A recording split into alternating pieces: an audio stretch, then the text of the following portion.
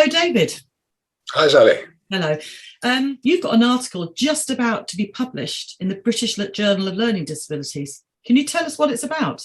Yes, Sally. The British Journal reached its 50th anniversary this year, and the editors decided that they would like to do a historic edition which tried to focus on some of the most important things which have happened in relation to people with learning disabilities over their 50 years. Now, it so happens my first job started 50 years ago, so I can claim to have been working in this field all that time. And of course, as you know, my older sister has profound disabilities, or had profound disabilities in her lifetime. So this has been my life, really. And they asked me if I would focus on a particular initiative associated with the King's Fund, exactly called An Ordinary Life. So I decided to focus on 1980 to 2001. In 1980, the King's Fund published the first product in this series, which put across the idea that everybody deserves and needs to live an ordinary life like the rest of us. And in 2001, the government finally caught up with some of this in England in the Valour in People White Paper. So I thought I'd try and tell the story of that 21 years, what people did and what difference it made. So what happened in those 21 years, David, and how was it achieved?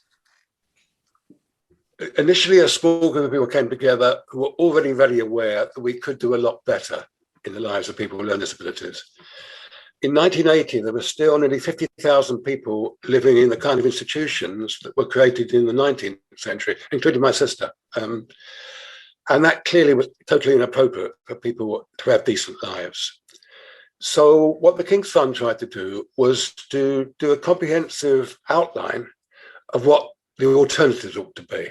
And the simple slogan, An Ordinary Life, captured that. People thought working together across boundaries, families, disabled people, people in social services, people in the health system, people in education, we can actually make a difference around here.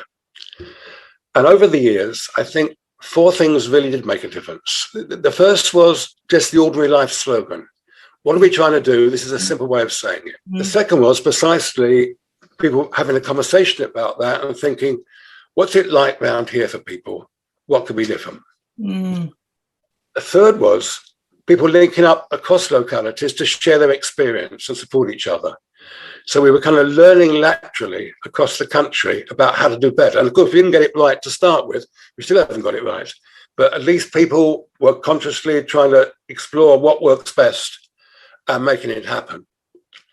And then fourthly, we managed to get some regional and national agencies all focusing their efforts on developing the capacity of local people to do good stuff.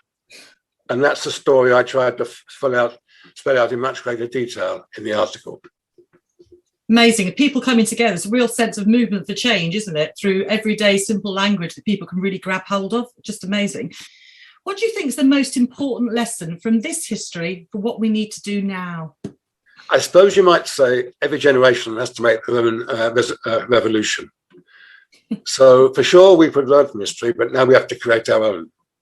But I think the single key message from this work was that ordinary people working together with strong values can make a real difference in our complex public welfare systems, and we should.